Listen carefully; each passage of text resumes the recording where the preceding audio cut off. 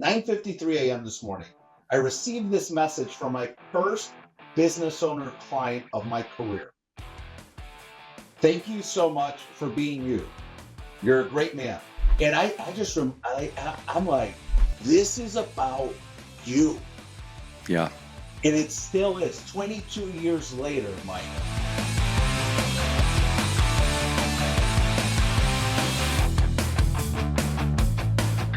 Well, folks, welcome back for another episode of What's Next. I'd say this is one of the most requested topics from our audience, from current, past athletes that are either professional or played through college, high performers. We're going to talk about money today, but we're going to do it in a completely different light with a guy who has a passion beyond belief. I'm going to get into his intro, but you are going to love this episode for the depth and the breadth of which we go here. So without any further ado, Manny Amezcua, is on the show with us today. Manny, I'm going to say hello first, and then I'm going to do the background. Hey, welcome in, man. Thanks so much. Yeah, I appreciate being on with you, Bryan. I know it's been a couple months since we started having this conversation, so just really excited to lean into the conversation with you today. Yeah, so you're CEO of MassMutual Great Lakes. You've got the Podium Group to help manage athletes and their money, high-level football player at DePaul with a W. As evidenced by your background, you spend a lot of time around these athletes. You've got your own podcast, which is so cool. I love your podcast. I get to have you on mine at the Podium, where you've had guys like Izzo, Josh Rush, Carl Banks, Draymond Green.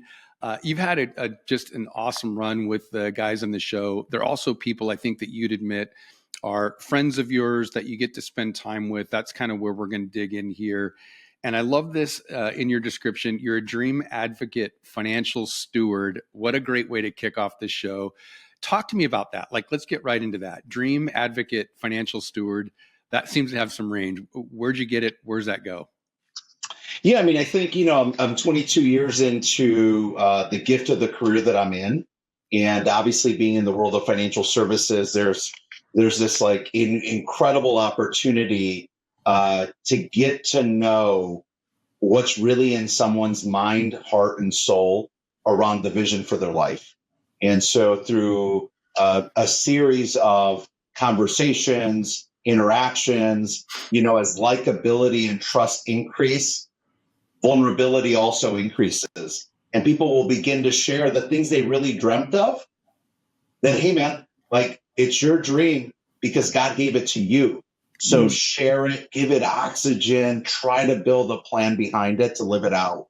And so for us, we don't get the privilege to help people with their faith, the freedom in this great country, or even their physical health, but we do get an opportunity to help them with that fourth thing that creates a quality of life, which is their financial disciplines, their financial habits. And in that, habits and discipline lead to outcomes. And so if it's really good habits and good discipline, you could have some really great outcomes in life. And so I really see myself as a steward of their financial habits and disciplines, their reality. And I try to connect that and create alignment with the dreams that they have for their one life. So let's go through those F's. I mean, that was pretty awesome, right? I think maybe you're underselling or through some humility saying we only get to handle that financial part, right? But the amount of time I've spent with you, I clearly get this depth as both a human and a steward of more than just financial. Talk to me about your experience. I'd say with athletes is probably the easiest way to point, given our audience is mostly athletes at some point on the ladder. How do the finances peel back into their faith and their family and all the other portions of life? Because it seems like it is kind of connected, right? In certainly a massive way that without that stewardship, things get fractured along the way. So what has your experience been as you sort of help them wrap their arms around the financial side? What impact have you seen coming back? I'll say to the more important things of, family, faith, et cetera. Yeah. Well, I think, the one thing that we struggle in our industry is that there's a lot of misinformation. And so there's kind of this misinformation often about what someone in my type of role or capacity should or could be doing on behalf of a client, and someone that they want to be an advocate to. So one, it's, sometimes we've got to work to remove maybe a lot of the white noise that has been existing within their life around what we should be doing. But two, I think at the end of the day, the strength of the relationship will be a reflection of, did we ever get to the point where the client said exactly what they want out of their life? Did we ever get to the point that we truly found out what they really wanted, right? It's like, oh, I want to retire. Oh, I want to send my children to college. Oh, I want to own my home at some point. Oh, I want to drive this car. I want a vacation like this. I got that. But what else? Like, what is bigger than the property, the possessions? What is bigger than that you really want out of your life? And so for us, it's critically important, Bryan, that we are obsessed about getting to a point where the trust and the likability is so high so that the vulnerability can meet us up there. And then we can take meticulous inventory of their biggest dreams. And again, it's the biggest dreams, right? You and I joked about the fact that I said, oh, like I was little and I was like, I want to be Batman. Okay. And then when I realized, okay, that's not possible. Like I actually can't jump off that skyscraper and live. Right. Then I was like, oh, I want to be the middle linebacker for the Chicago Bears. I'm going to be the Latino Mike Singletary. Then when I had my very mediocre Division III college football career, then I said, okay, how else, what else do I want to do? It's like, well, I also loved the movie Wall Street. For all the good and bad in the movie, I was like, man, I could really see myself in the financial world. I could get obsessed about being the best version that Manny Amezcua has potential for in the financial services world. And so, I've just been blessed now that, I've been able to live that out for the last 22 years, and what a gift that this career and this profession is, and how critically important it is. But I think it goes back to, let's wrap that up. It's, do we ever get to the point that we understand what they really want out of their life beyond personal possessions and property? You know what I love about that? Thank you for sharing that, because I think it's a great kickoff to the show. As our audience knows, I take a lot of notes. I as much am just like an audience member taking this in. I've got chills, number one, based on your enthusiasm for what you're talking about. What do you really want out of life? And again, it's not the possessions, it's really the depth of that. And what I love about it is my best coaches, and you can probably align with this regardless of sport, are the ones that asked us something similar to that question. What do you really want? And of course, guys, I want to win the championship. I want to be an all-star. I want to make an all-pro team. I want to whatever, which were contract related. But when you go a little deeper, I actually want to have some impact in my community. I want to leverage this stage that I'm on to do some really great things. Those coaches pulled out superpowers for me. And I know you and I have talked, I literally have got chills right now thinking about two of my coaches, Bryan Tinian being one of them in Detroit, pulling that out of me and like, oh, okay. My time in training, my soreness suddenly just went away. That impact, amazing. And to hear you talk about that, I think you're right. That's when this misinformation about, oh, well, you're a financial planner. Like, yeah, there are guys who just do that literally. And then there are guys who do what you do, which is leveraging a superpower to be the best on the planet at helping people do that. I think that's absolutely amazing. Yeah. And I mean, look, I like where you ended right there, because that really resonates to me. I can't tell you how many times, I'm in front of, whether it's the professional athlete, their agent, their attorney, or part of whoever is at their table presently around like their financial realities. And I'm always asked, what's the difference? What's the difference? I'm like, well, we can talk to you about market performance, fees, returns, how to diversify or construct a game plan. But everyone can't. And that's really just a lot of analytical spreadsheet work. We're going to literally obsess to the point where you've got to understand and agree that I have the responsibility to dig so deep with you that whatever you think right now is possible, it's going to be that and plus some. Like our work, the deeper we can go on what really makes you tick, what's going to make you obsessed about the impact and the journey of impact and in building others and bringing people along with you, you're going to become so obsessed about it that you're like, man, there's no way that could have ever happened. And look, I'll tell you, I received a message which was really creepy. 9:53 a.m. this morning. 9:53 a.m. this morning. I received this message from my first business owner client of my career. Thank you so much for being you. You're a great man. I so appreciate your help. I feel like I've been walking on eggshells, et cetera, et cetera, et cetera, until now.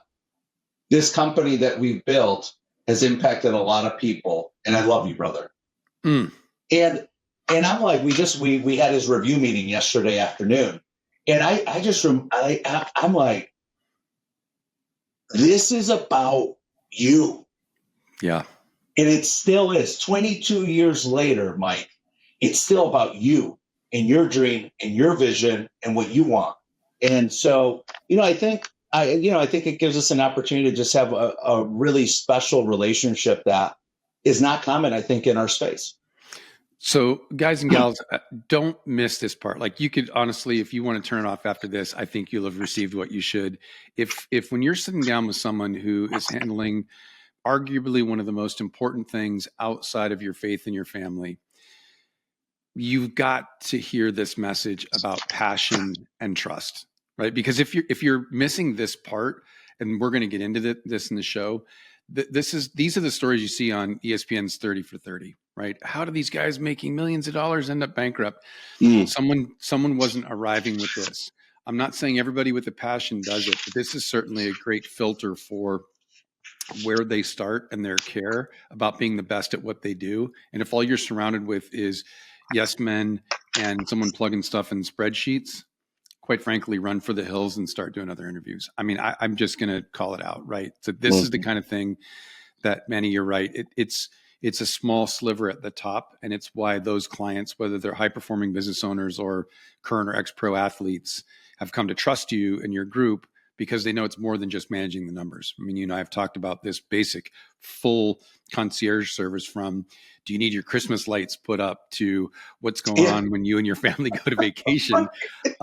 Those are the things that would fill me up, certainly as a person who's like, great, that helps take care of me, my faith, my family.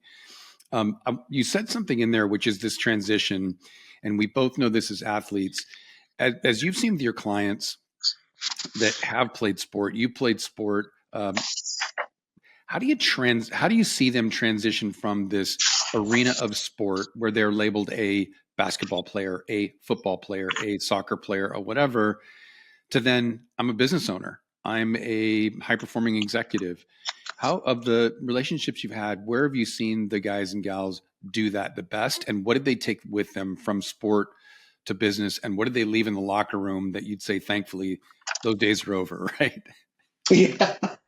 There's always a few things on this short list. I'm glad that chapter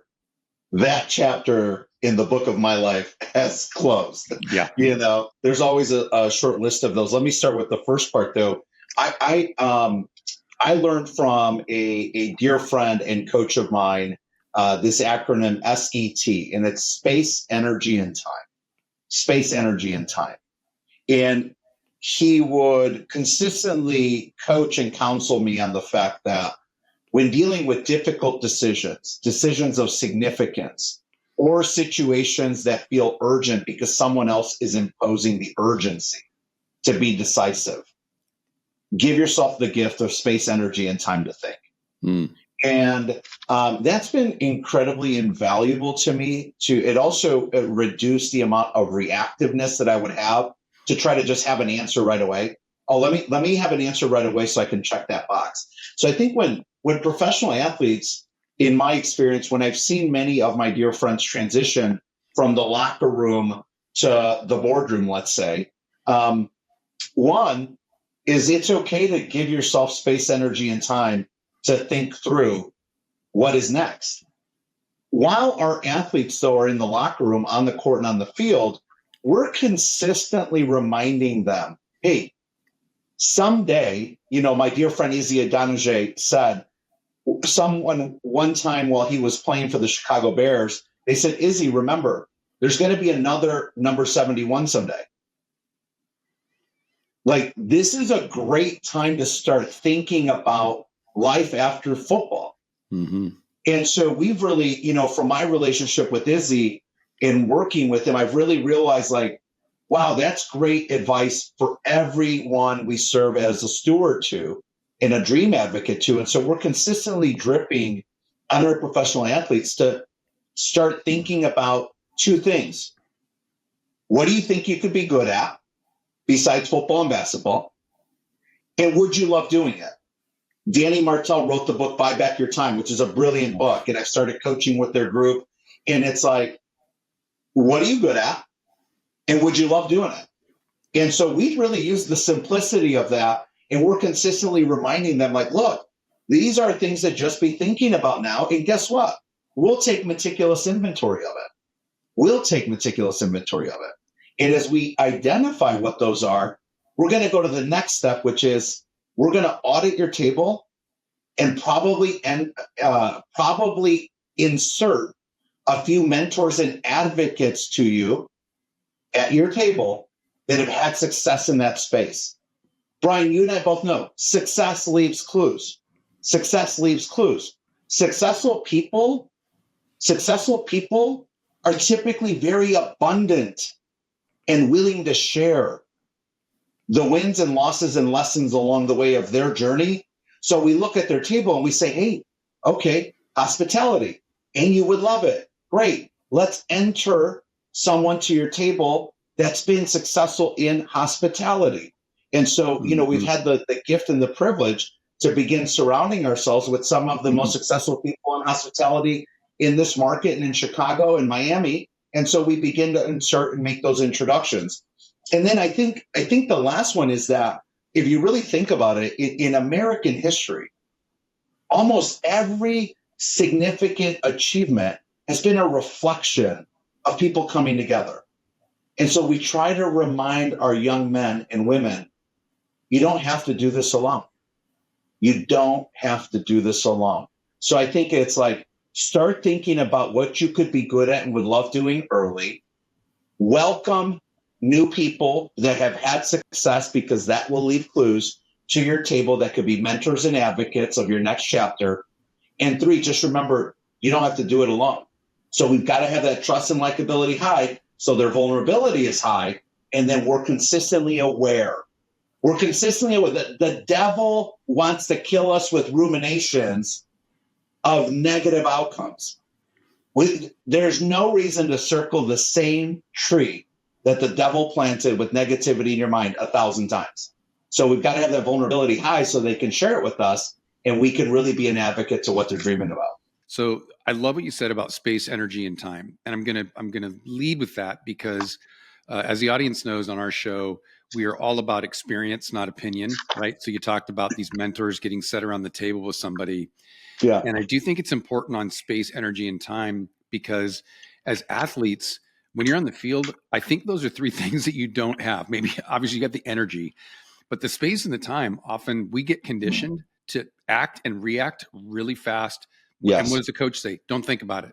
Just yes. do it. Yeah. That's why we practice, so that when it happens, it becomes autopilot. And Frank Tanana, Detroit, and I'll say Angels fan, legend, gave me some great advice at the end of my career, which is, and he didn't use this term, but when you said it, I'm like, man, I am flashing back to 2000 and 2001, which I ended my soccer career, which was, we had just opened up High Velocity, leveraged everything in our portfolio to build this sports facility. And Frank said, hey, this is, speaking of your mentors, this is what's going to happen. You're done with your career. You've chosen to retire. The phone is going to ring like you are the best free agent on the planet. And I was at the end of an 11-year career. So as a goalkeeper, my phone wasn't ringing much anymore. And he said, just oddly enough, it's going to happen. And you're going to want to pick it up and do something really rash. Give yourself the space and the time to focus on what's next in your life, which is building your sports facility. My twin boys were born that year. Speaking of family and faith, be a great husband, be a great father. Your time playing soccer is over. Sure enough, I retired. It goes on the wire. And for the next 60 days, the phone was ringing off the hook. Probably didn't even need an agent to handle it. That's how busy it was. And it was nice to have somebody say, pump the brakes, relax. Yes. You are on to your next. So I appreciate you bringing that up, because I think as athletes, what we're told is, hey, take that as your superpower, this quick decision-making thing, and go race into business. And to your point, it can actually be your kryptonite, not your superpower, because it will trip you up. You will make some bad decisions, which I think if we go into kind of the next, as a segue, you've seen it. There's been countless documentaries put together on this.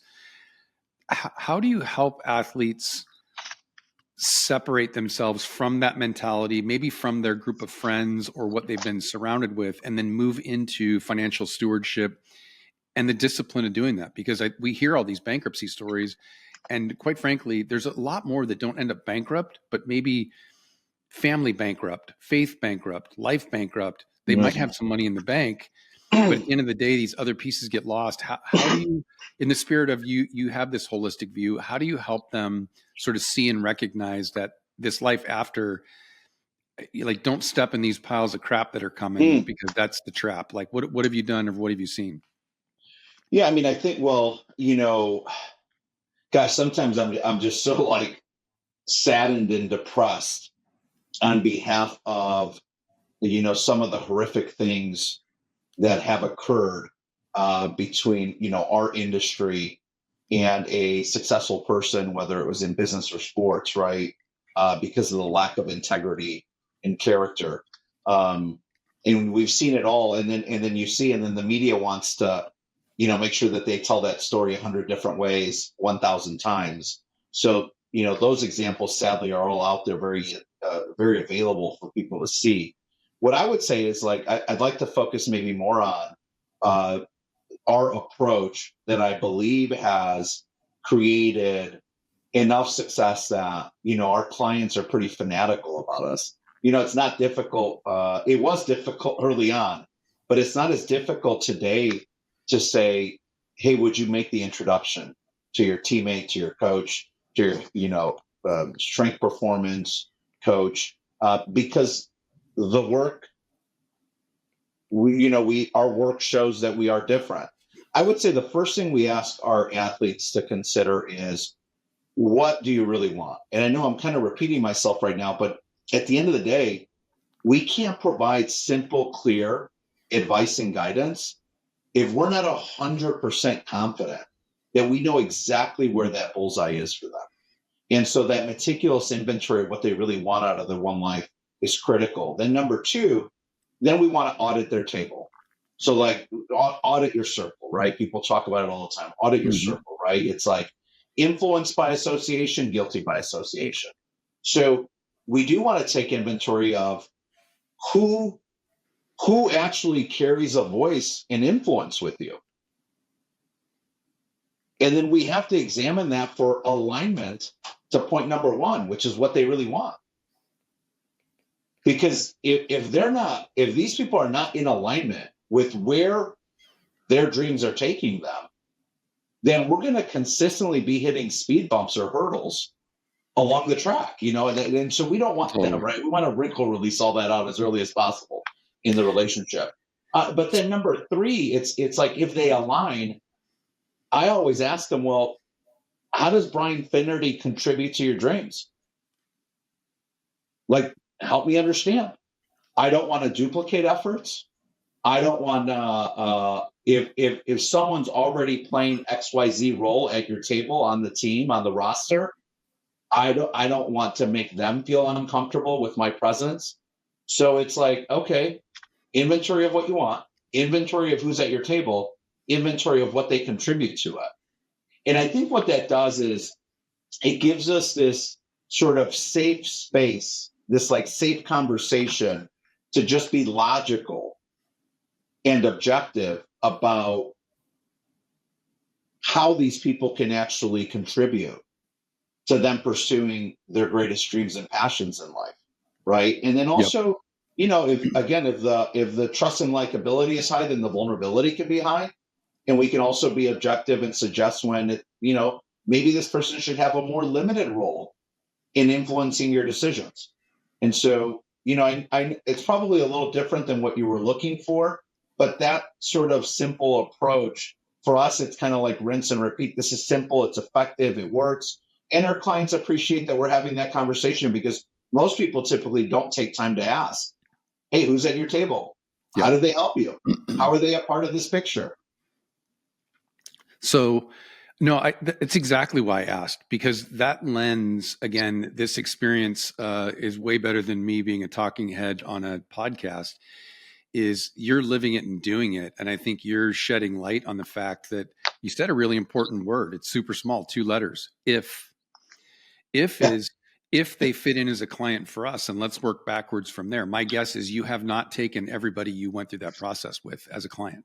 Somewhere along the line, you said, we're probably not going to serve you well. We're probably going to be a pain in the ass for you. We're probably going to ask too many questions. We're probably going to piss a few people off that are sitting at your table now.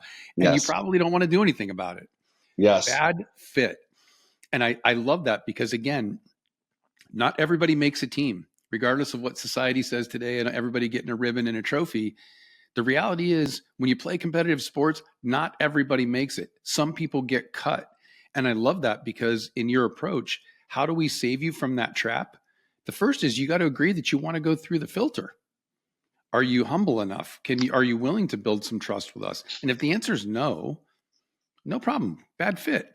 But if the answer is yes, what do you want in life? We're going to take inventory of doing an audit, and then we're going to sit down and look around that table. Again, I'm taking a lot of notes here selfishly. Then that comes down to if that's the right fit, we'll do some work together. Hey, folks, take financial management out and put personal trainer in. Take personal trainer out and put dietitian in. These are things that fit everywhere in life. So don't miss this point, that if you're not willing to take inventory here, and this happens to be a real life, probably one of the biggest decisions you'll make is who's going to help you manage your money. You can avoid a lot of pitfalls. So I think your answer is spot on. It isn't, hey, shed yourself of bad people. Well, that'd be a pretty simple bubblegum wrapper statement. The reality is, the hard work is, are you willing to sit down and have somebody do some inventory and audit work? Not for everybody. So I love you bringing that up, because it's going to scratch a wound a little bit. And plenty of us have trusted a friend with a bad decision and invested here, whatever it is. I think showing up to the table with, man, I effed that up. That really sucked. And I'm going to put my hand up and tell you, help me not do that again. That's where you get back into these sort of mentors, advocates, who are the people sitting around your table. And know better, if we're left to our own vices, the people we pull around the table look a lot like us. Quite frankly, they do. We're humans. That's what we do. The really good, robust tables. And if you want to look at people that are successful, not just with bank accounts and yachts and private planes, but look at the ones that are awesome fathers, great husbands, making an impact in their community. Go ask them who's sitting at their table. There'll be a few that ask these kind of hard questions. There'll be a few that nudge them a little bit to like, hey, you said you were going to do this and you kind of didn't show up. Do better. Okay, well, again, it sounds a lot like being in a high-performing team, which we dig. I could go on here. Sorry, I'm loving where you're going with this, because I think this is the depth that the audience craves. It's why we spend so much time here. In the spirit of mentorship, you've talked about building this table. I really love that sort of metaphor, because I can picture the people I use. How do I pick my friends? I'd want them to sit around my Thanksgiving table. It isn't 400 feet long. It's actually a pretty small little setting for 8 or 10 people at best, with the leaves pushed in. It's my filter. Would I want you to sit around the Thanksgiving table? How do you help somebody take that inventory and who says, man, I don't even know who to ask. I don't even know where to start. And I don't have a Manny in my life. What are a couple of things you might give them to say, hey, just think about this, or maybe poke around in these questions, or friends? How would you give them the heads up to at least start the path to finding the right people to sit around their table? So that's a great question. I mean, I think, again, I go back in Bryan, I think sometimes people are like, man, you're so robotic.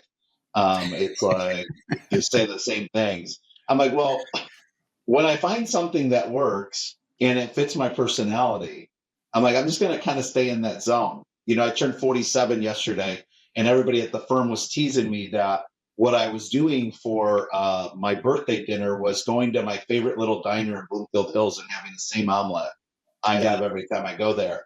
And it's like, I just, when something works, it just works. And I'm a creature of habit, but I think that has yielded some positive outcomes in business and life. I would say, again, I go back to something I've shared a few times, which is success leaves clues. And successful people are typically exceptionally abundant in wanting to see other people be successful as well. Mm-hmm. And so I believe that some of the greatest mentors and advocates are really, the earlier we can connect them with the client, the earlier we can connect them with the person that we are serving as an advocate of, the better the outcome, right? And it also goes to encouraging them to meet with a lot of people. It's like picking a therapist. And by the way, hey, mental health is real. So if anybody is going through things, I just strongly encourage them to find someone that they can trust and like a lot, to be very vulnerable with, because mental health is real. But it's just Amen, like picking a therapist. You want to interview 5 to 6 therapists before you pick someone that you're going to like and trust, so you can be exceptionally vulnerable with. And I think for our relationships, we encourage them to allow us or to allow others at their table to introduce them to many options for mentors and advocates. Because from sampling, it's like practicing, right? You want to have 100 practices in before you go to your first game of the season. You'll want to have something similar to that before you begin to select people to add to your table. So we really, really encourage that. And then 3, we do encourage the people that we serve and support to be okay with repositioning people within the arena of their life. And the example is, there's people you're going to want to give floor seats to. There's people you're going to want first row off the floor. There's people you're going to want 30 rows up.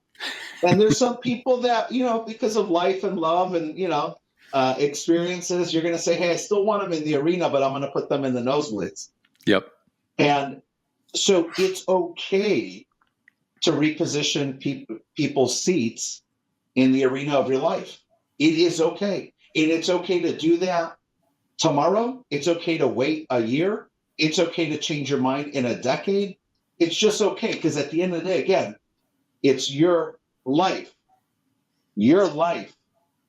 No one will remember 500 years from now. It's your life, so it should be for you.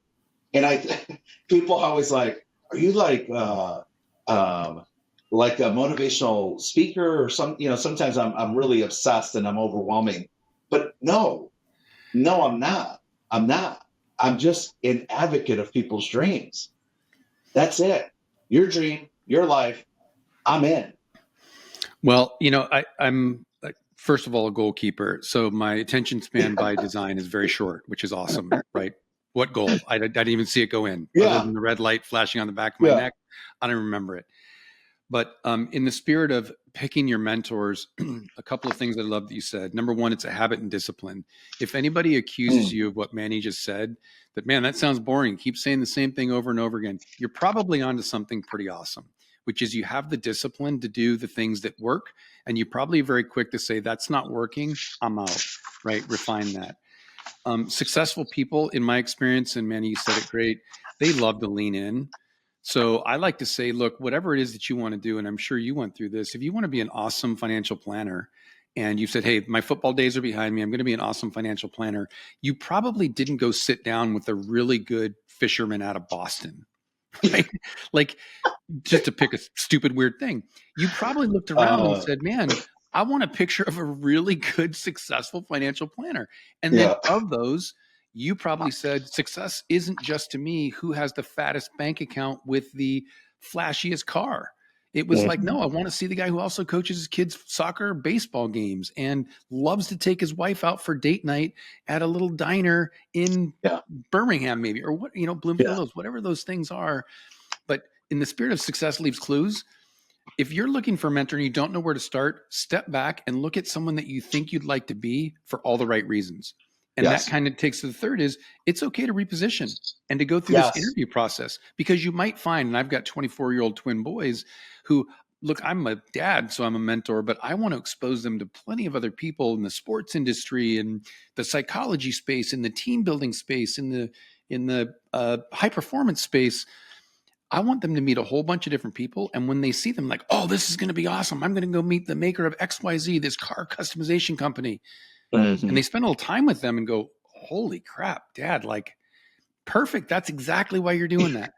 What you see in Instagram and what you see through LinkedIn, it's a snapshot, brother. It is a snapshot. Spend some time. So I love that you kind of take it from have the right intention, do some interviewing there. And I think very quickly you're going to find those that are truly successful, again, in that robust spirit of life, are very eager to give back. None of them, and I could be wrong here, but my guess is none of the people that have a really holistically special life did it on their own. We know that as athletes, like, you never do it on. I don't care if you're a golfer or a tennis player or a swimmer and you have this singular thing and just you've got a team around you, you've got coaches, you've got strength and conditioning and dietitians and all those wonderful things. Surround yourself with awesome people, right? I mean, I think it's the way to get to where we're going. And I think as a kind of send off to the show, you're in a spot that you get to affect a lot of people, both that work for you, which is amazing, and your leadership style. Clearly, you bring a lot of energy. I would love if anybody said, hey, do you ever get confused for being a motivational speaker? Like, awesome, we're on the right track. Cool, good, bad, or indifferent, I guess. Yeah. You're leading people at work. You're helping people lead themselves in life. When you think about legacy, and again, I think for a lot of our athletes, legacy at one time was told to us through the phone that we were scrolling and the 30 points we scored in a game or not. And we tend to judge ourselves on legacy. And now at 57, I step back and I say, there are very few people who know about my 11-year career playing pro soccer. I'm really hopeful that it's known for my work with DARE or with National Christian Foundation or Young Life or the Boys and Girls Club here in San Clemente, where I get to spend half of a year. When you think about legacy, both sort of in the group that you influence at work and those who you are a steward for, what does it mean to you? And what is that path? Drop us a couple of nuggets along the way that someone might say, okay, I wasn't thinking about it that way.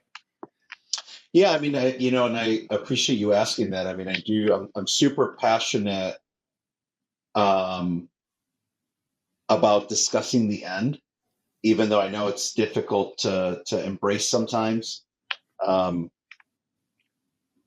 pre our two beautiful children, Ava and Atlas, pre our children, Ava and Atlas, Samantha and I would discuss legacy very differently than we do today. I think of my dear father who passed away 3 years ago this week. And in Spanish, my parents were immigrants from Mexico, very, very special humans. But my father would always say, a father's responsibility is to do more, impact more, create more, leave more behind than his father. We must be a catalyst for progress of our good name. And, different words, that's not verbatim, but in Spanish, that's the message he was giving my brothers and I. And we're super blessed that he had great vision and great discipline in how he raised us. And so for me, legacy today is who my children become. It actually has nothing to do with any sort of like micro win or micro achievements or micro loss in my life. It's who will Ava and Atlas become? Who will they become? Through the good and bad, through the wins and losses of my life, through the victories and the mistakes. Who will my children become as a reflection of the relationship they had with their father? And, I think for people who don't have children, or, maybe are not able to have children, which, I just have great compassion for those situations, or just choose not to have them. There's so many other ways that you can examine and create clarity for yourself on what legacy becomes for you. But because God gave us the great gift of having Ava and Atlas, it's who Ava and Atlas become. Well, I appreciate that on so many different levels, having twin boys of my own who Yes. were, we were the benefit of going through fertility, and we were on that path of maybe not being able to have kids. And God clearly gifted us as well. It did reshape our thought of legacy. And I appreciate you bringing that up, because legacy is generational by design, by definition. It isn't just written somewhere in a book and stuffed away. That's history. And so I think for all of our audience, as you think through what your legacy is going to be, it's different for all of us. I think Manny just said that best. But finding something that is not about an accumulation has been a recurring theme from those that we've asked on the show. It isn't about, did I have the biggest bank account? Did I have the most XYZ? Did I end up with more homes than fingers on my hands? It wasn't that. Not a single person has said that. And we've had some very successful people, including you. It's really been about, what are the things that get handed down so that in 10 generations of family, someone would point back and say, man, my great, great, great, great, great grandfather really maybe changed the direction of our family and the trajectory in a really good way. They made a choice to be financial stewards. They made the choice to affect hundreds of people in a workplace, or whatever their things were. I love that sort of zoom out and take a bigger sort of generational look at legacy. That's awesome. Who do your kids become? I think it is a reflection of us and the time that we spend. Manny, I can't thank you enough. I think this is one of the coolest shows, because those that started here were probably like, great, I'm going to get some tips and tricks on where in the NASDAQ or the Dow am I going to plunk some money. And what you're walking away with are these really deep, thoughtful pieces that, number one, I know a reflection of the work that you do with your clients, and I don't want to minimize that. But folks, whether you're listening or watching, my hope for you is that you take away that, yes, finances are certainly important, but they are just a piece of what's going on, and they're a very important piece. And how you take inventory of those things, and that's been a recurring theme. Success leaves clues. The discipline, the habit, you heard this from Manny, who's working with some of the world's most high-performing athletes. They stay and play. They send the kind of text like he got this morning, whether they played on an NFL gridiron or running a company, that we love you. My guess is that he didn't say, I love you because I finally hit X number in my bank account. It's because he's got some freedom in his life. Manny, for those that are follow along, obviously you've got At the Podium. Where else can people find you? What should they know about kind of leaning in and just getting a piece of what you're dropping down probably every day, every week? Yeah, thanks for asking. It's hilarious, right? I had to ask Chrissy like 5 minutes before we got on. I'm like, where are the online? I call them online handles. I don't even know what they are. I think you're right. Yeah, on LinkedIn, it's my name, Manny Amezcua. On Instagram and Facebook, it's official Manuel Amezcua. Somehow Manny Amezcua was already taken. Well, you got to go like Barstool version, so that official sounds awesome. Yeah. I don't even know how we got to that. And then on TikTok and YouTube, it's Podium_podcast. And I would just say, like, Bryan, if people follow us, you're just going to hear a lot of really high performing people's stories, like Bryan Finnerty and other professional athletes and business owners share about the wins, losses, and lessons of their life, talk about mentors and advocates, overcoming adversity, demonstrating resilience and grit, bouncing back to what they said they would do, and really just honest and vulnerable dialogue. And at the end of the day, I just love wrapping it up with, like, this is your one life. Like, what do you want? Let's take it down on paper. What's written is real. And let's be obsessed about pursuing it, So we love having those discussions. Oh, well, yeah. Tune in, right? I mean, at the end of the day, if you want some juice in your life from real world experiences, you're going to get it at the Podium for sure. You just heard it from one of Detroit's, honored as one of Detroit's most successful people in our city. And yet I think you Thanks, just Brad. bring so much more. Manny, thanks for being on the show. All of his handles, social handles, will be in the show notes below, as will be some of these awesome nuggets. We do that every time. So in case you're driving, you can just find them with their timestamp, go back and re-listen. Manny, can't thank you enough for being on the show. Folks, thanks for joining us. As always, like, subscribe, tell a friend. As we've gotten so many people tune in and then start to leave show notes of like, this is not what I thought it was, and I'm totally hooked. So my shameless plug, I think you're going to be hooked. Share this episode, because it's not just where to go invest. It's a lot of how to go through that process and invest in your awesome life. And that's what we're here for, right? To help you kind of discover what's next. Thanks for joining us.